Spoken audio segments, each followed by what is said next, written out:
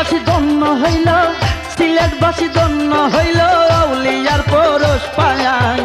এই বাংলাতে শুইয়াই আছেন 360 জন আউলিয়া, সিলেটেতে শুইয়াই আছেন 360 জন আউলিয়া।